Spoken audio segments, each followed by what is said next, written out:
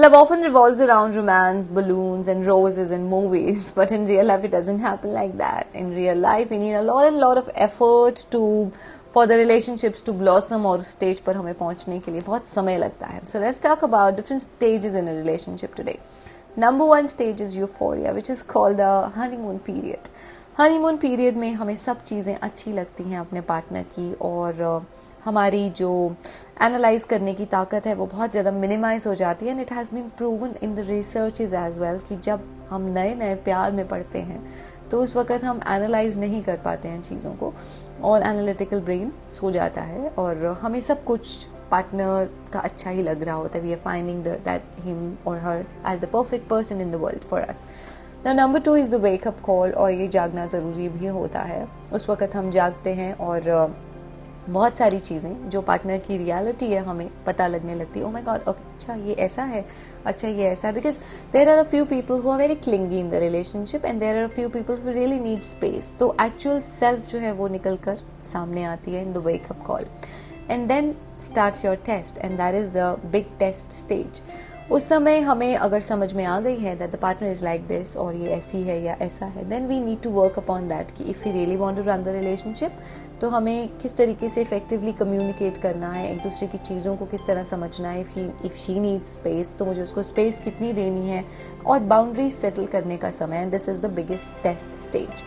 बहुत सारे लोग जो इसको स्टेज को निकाल लेते हैं, then they reach a very happy गोला की स्टेज, बड़ी ब्लिसफुल स्टेज आती है आगे. And the next stage is the stability stage.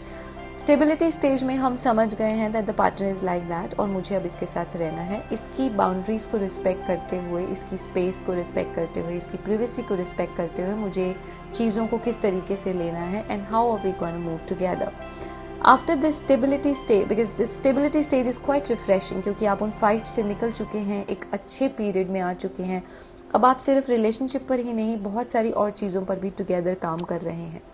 And now comes the most important and the most blissful stage, and that is the commitment stage, और may be the deepest attachment stage. अब इस समय में मुझे पता है कि मुझे इसके साथ ही रहना है. इट्स नॉट दैट कि ये मेरी लाइफ में है, it's just that I want this now, और अपनी चॉइस के साथ मुझे इसके साथ रहना है. और that is a deepest attachment वाली स्टेज. अब इस स्टेज में this might not be having that much of passion जितना कि पहली वाली स्टेज में था, लेकिन यहाँ पर जो हम जिस चीज़ पर काम कर रहे हैं वो ये कि हमारी कंपेनियनशिप जो है वो बेहतर हो, और हम बहुत आगे तक हम यानी एंड तक इस रिश्ते को लेकर जाएं. So we working upon other things as well. यहाँ पर स्टेबल हो चुके हैं हम, और हमें ये भी पता है कि what he likes and what he doesn't, and बड़ी क्वाइटली, बड़ी silently we are doing all those things which the partner doesn't like and he और she likes, and many other things are there also in this stage.